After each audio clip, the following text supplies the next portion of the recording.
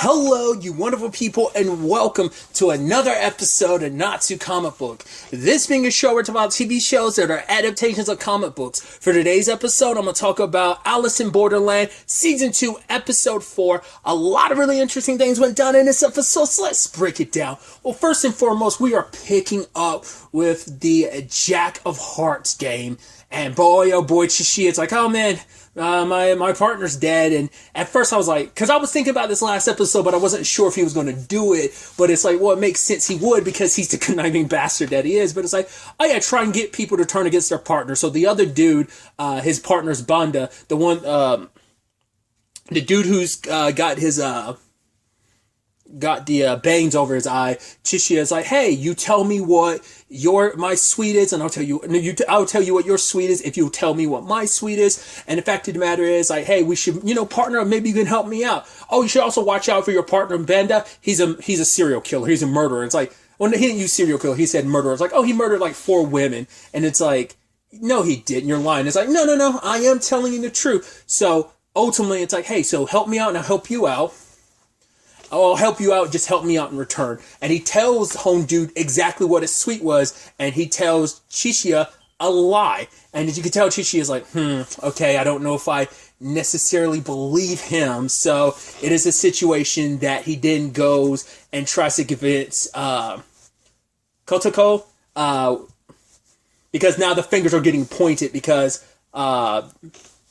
creepy dude with bangs cover his eyes is telling Banda, it's like, yeah, I think that Chishia guy is the Jack of Hearts. And for Banda, it's like, yeah, I was kind of thinking it was him. So and it's like, don't worry, I lied to him. So he's going to be dead next, this upcoming round.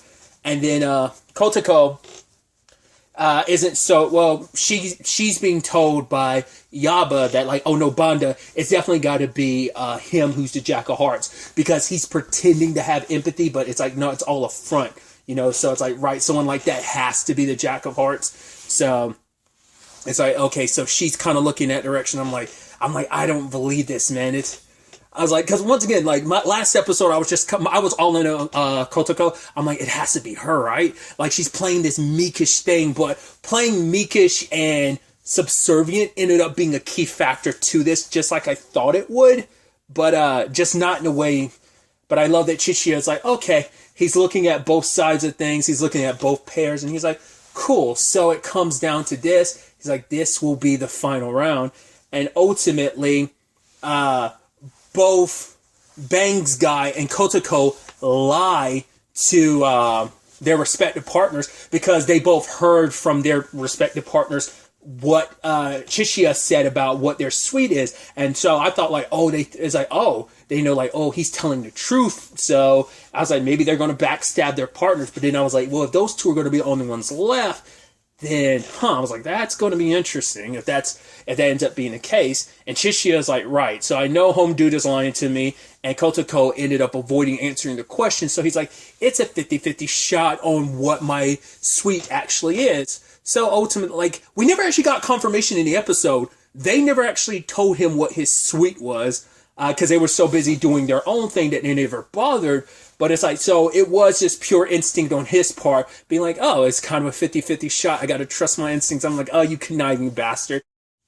I should also point out, when they were trying to, when they were lying to the other person, like when Kotaka and the other dude were lying to Banda and Yaba, I was like, I'm not going to do it because I cannot do it impression. I immediately started thinking of Monokuma from Danganronpa being like, what's it gonna be? What's it gonna be? And especially when Home Dude eventually got caught and they were about to torture her, and I was like, it's punishment time! Oh, God. I mean, like, it brings a lot of Danganronpa stuff up to my mind watching this, so. Especially because I had it on my mind earlier, especially because I referenced it in the first episode. Plus, I was watching something else that referenced Danganronpa. I made a show short about that. The show Let the Right One In and Danganronpa, but that's neither here nor there. So that's just kind of like a funny thing I wanted to kind of also throw in there as well. I do love that obviously they keep the suspense up by being like, oh, you don't know who got popped. And then lo and behold, home dude with bangs comes out. I was like, oh, you're the Jack of Hearts. I wasn't expecting that. Like I said, I thought it was going to be Kotoko, but it turns out, nope, it wasn't her at all. It was him. Chishi is still alive. Oh, that's interesting. It's like, oh, he's like, oh, it's you. In fact, he knew it was him from the very beginning because the way he acted when he first met Banda. It's like, Banda, there's no way, like, especially in a game that involves, hey, you need to trust people. The fact is that he latched on to Banda. He was just kind of like, okay, like everyone else has some hesitation. I make the argument against Urumi. Like it seemed like a lot of people were more on board with Urumi, but I guess it's more so like this guy is a stranger. Like maybe you do justification. It's like, right, Urumi's a cute, pretty girl, so people are going to be a little more trusting. Some stranger dude walking up, psychologically speaking, you're going to be maybe like a little more apprehensive. Maybe that's what he's kind of getting at, because it's like I said, people flock to Urumi pretty quickly, but maybe the argument is like the boosted numbers. Like the fact is that she already drew in so many other people. She's kind of a stronger personality that drew people in, so maybe that's a justification there. But it's like, yeah, the fact is you did it with no hesitation.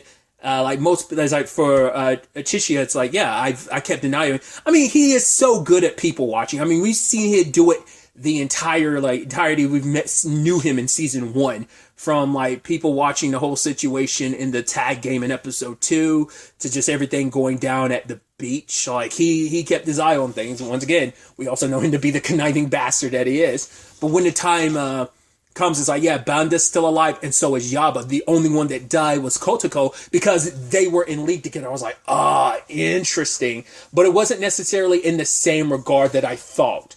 Because, once again, I brought it up before, it's like, right, just because he's the Jack of Hearts doesn't mean he's the only one. Like, he might have other people on his side. That was kind of the whole point. Once again, I used Kuma as an example.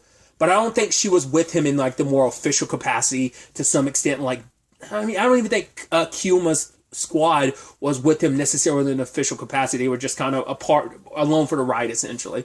So, but I guess Kotoko and him were playing the roles of subservient, and the fact of the matter is they helped each other out. Chishia noticed that every time they get snacks, they would get the exact same brand of snacks, but they get different pack colors, each color representing one of the 4 sweets. So that's how they were signaling to each other. And Yaba even admitted, like, when he was like, yeah, like, I trusted that woman wholeheartedly. But he's like, yeah, the thing about trust, it isn't built off of things like manipulation, hypnosis, and all that. It's about equality. And I guess it's like, right, recognizing each other as equals and not seeing yourself above or kind of below someone. That's what trust is really about. Because I think, like, trust that's earned through oppression and subservience can never be true trust, because that's the type of trust that can be so easily swayed and manipulated. And I guess the example of that would be all the dynamics we saw over the course of this game last episode.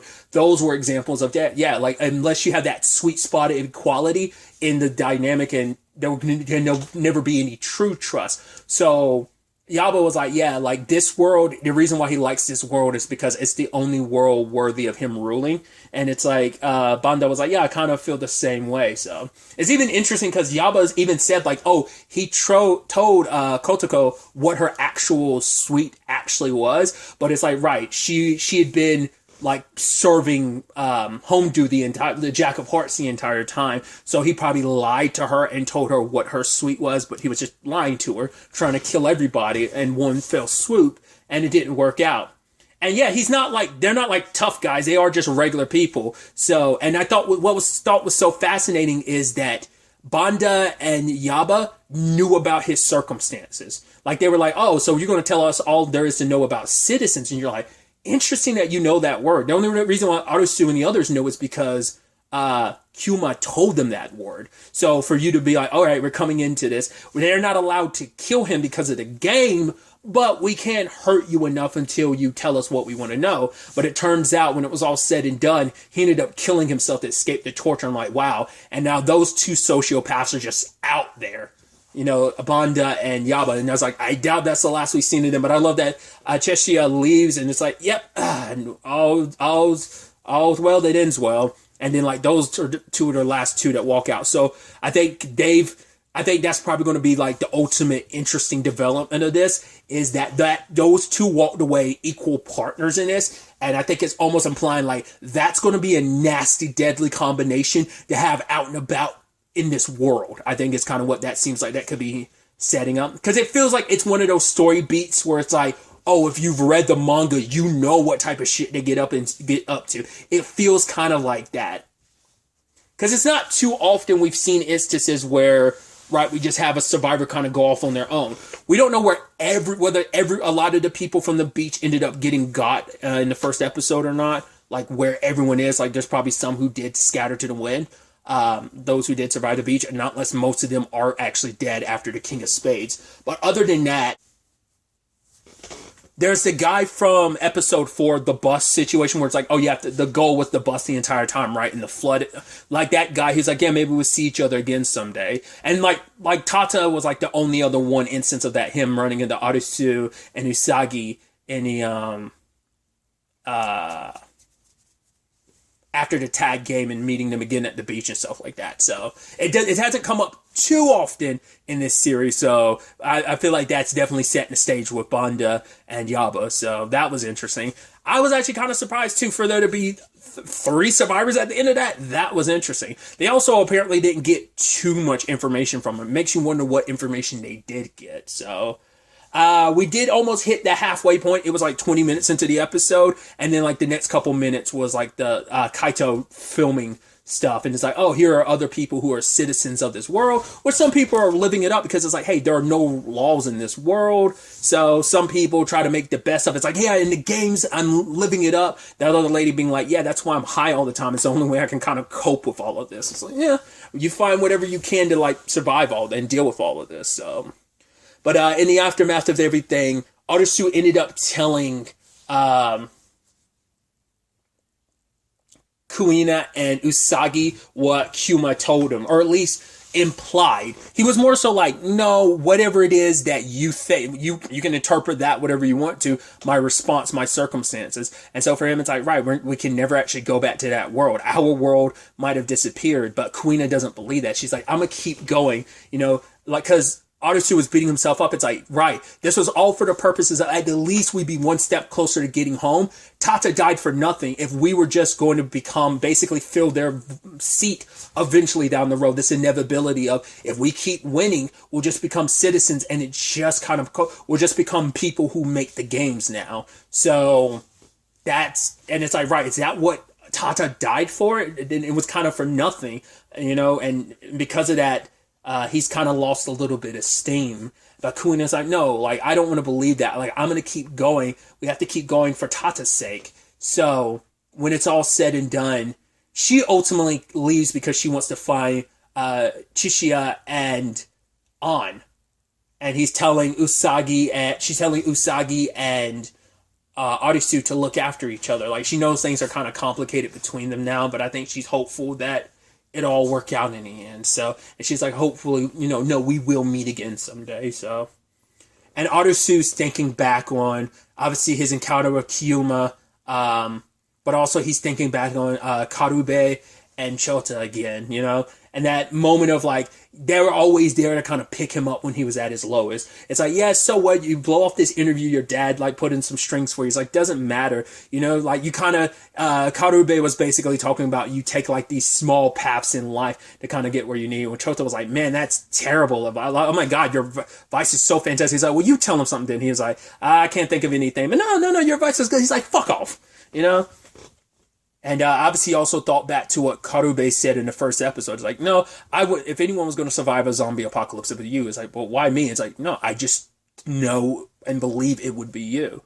So, and Usagi is trying to get Arisu back up on his feet. Interestingly enough, it once again is just a neat parallel to their re-encounter post. What was it, episode 4, when they kind of got reunited. Like, it is interesting. It's almost like a continuation, a parallel to that as well.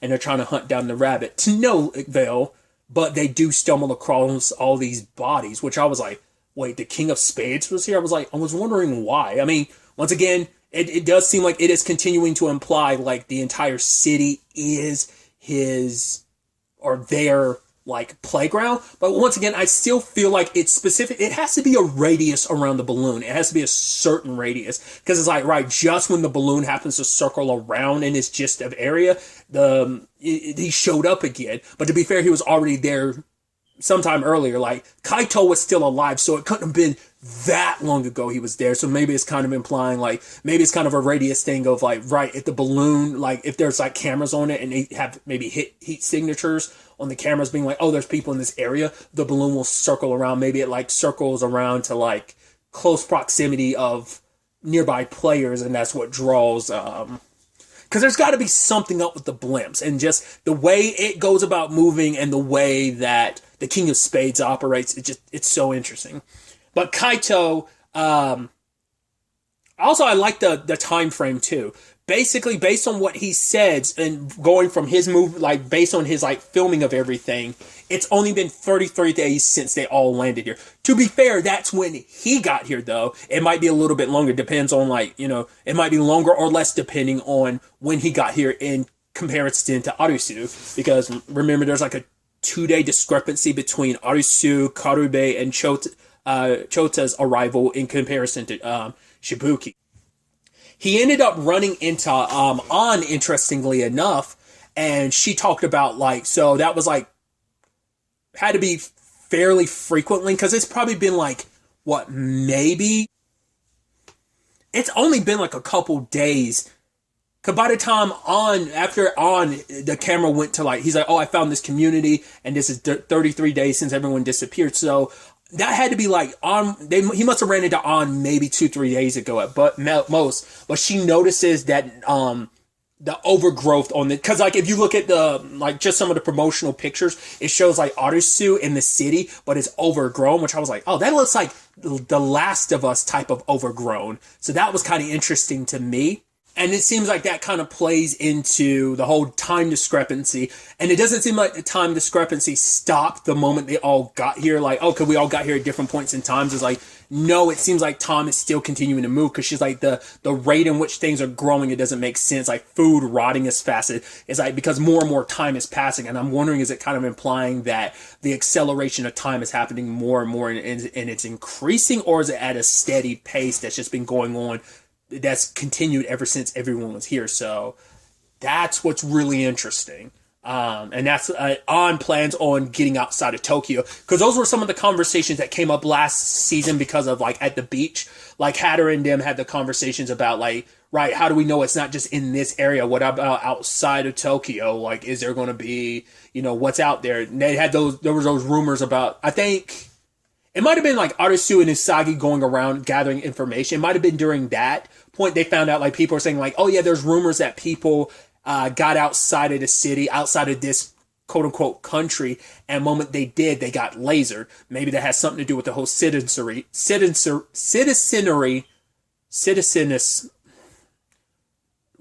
being citizens is what I'm trying to say. That's why I'm trying to say citizenry. God, it sounded like mush in my mouth. A lot of words do, sadly. Either way, so once again, that visa versus being a citizen, we still don't know the complete ins and outs of how that works, And so, sadly, there was someone, he went there to question Kaito, and it's a lady who says like, oh, you remember the fireworks. Now, Kurube, Chota, and Arusu saw the fireworks, and even at the time, Chota was like, oh, maybe though, because he thought like maybe it was an EMP, the reason why none of the electronics worked anymore. So that was kind of, and that's something they brought up in like episode, was it episode 2 they brought that up, and then we just never have circled back to that. But like, right, she saw the fireworks, this guy saw a lot of people saw the fireworks, so they're significant. And this woman's like, yeah, I had like, because I had brain surgery, I've had holes drilled in my brain, so no one else seems to remember what happened. So you're like, okay, so there's some kind of like brainwashing thing going on where people can't remember. But I guess it's almost like, they couldn't beam all this stuff into my head because I have a metal plate in my head, and it was kind of blocking like the rays, like the frequency they were trying to like scramble my brain with. I think that's not saying she has a metal plate, but that's the easiest comparison I can make. But before she could even give an answer, I was like, the film is going to get messed up or something. It's like, nope, the King of Spades showed up and blasted him. It's like, that timing was interesting. Like I said, and for him to come back around for Arisu and because they'd already dealt with him before, because they're like, oh my god, it's the King of Spades, he's back. So they'd already encountered him. It's not like this was a new encounter. This was a continued encounter to some extent. So, and Kaito left the film behind because for him it's like, right, he wanted it to be proof that he existed in this world, that he existed at all. So, but King of Spades rolls back around. Usagi and Arisu run for their lives. Arisu draws the guy's attention away from Usagi, but someone else shows up and is kind of defending him, and they're starting to battle it out. Immediately, my brain was like, "Wait, are the face cards facing off against each other?" I was like, "Can that happen?" But it turns out that's not the case. He gets knocked out. He wakes up. Some lady's there, and it's like, "Who are you?" And she's like, "Why did you save me?" It's like, "Well, because he's like, oh, are you a citizen?" She's like, "What?" So it's like she's in the dark about that. It's like, "Yeah, this guy Arisu." It's like, "Wait, how'd you know my name?" That guy told me. I was like, "Who's it going to be?" My first thought was like, is it his brother? Because I kept saying, like, the fact is they go even bother showing his brother and his dad, make me go, are they going to be here? Or at the very least, is his brother going to be here in some shape or form? God, it'd be an interesting twist if his brother ended up being one of the face cards. Would be interesting. Once again, we don't know the discrepancy between time, so it could be like a big gap between them getting his brother getting there and Arisu getting there. It could be like enough time has passed for him to have gone through all the games and become a citizen and now being able to design a game of his own. So, because we don't know like the large time gap in between stuff, because it could be like, someone disappearing and appearing, like, because we don't know when Usagi's dad disappeared, he could be here too, or have been at one point in time. Hell, for all we know, he could be a face card person as well. But it's like, we don't know what the time frame is between them disappearing. So it could have been months for Usagi, and in this other world, because of accelerated time, it could that months. Maybe he was going, like, he disappeared 2 months ago before she ended up in this world. Let's say that, we're on like hyperbolic time chamber rules or something like that. It's like, oh, like a minute outside is like 7 hours on the inside. And like, so either way, I was like, who's it going to be? Who's it going to be? And then we saw the back. I was like, shut the fuck up, Akune! And he was like, yo, newbie. I was like, wow. Because the moment Naragi popped up, I was like, could Aguni be alive then? But I was like, nah, Aguni got lit up. Even to the point Aguni had a bullet hit his... But it's like, right, we never saw a body, so I guess, like, I was like, that's why I was even like, well, last boss could still be alive for all we know. So I was like, yeah, there's still room open for that. So Aguni's alive too. I wonder, does Naragi know that or not? He probably doesn't. That's interesting that you two SOBs, after everything, are still out and about. So I love that she was like, oh yeah, like, also we kind of had our plan, but you kind of interfered. My boss isn't going to be too happy about it. But it's like, okay. So it's definitely going to be interesting to see what the fuck those conversations are going to be like next episode. It's going to be so fascinating to see where all this ends up taking us. Because Usagi's not with them. I guess like during the scuffle, maybe she saw them taking Arisu away and she took off in that instance or whatever, or maybe Hondu, the King of Spades, got back to her, so she had no choice but to run. But it seems like they're separated for now, sadly. So, oh dude, it's definitely going to be interesting to see if Kuina catches up. Well, we know An's heading outside of Tokyo. Chishiya, we don't know what he's doing now. Like, I'd assume him and Kuina are going to end up running into each other. What the aftermath of that looks like. It's going to be so fascinating to see where all this ends up taking us going forward into the next episode.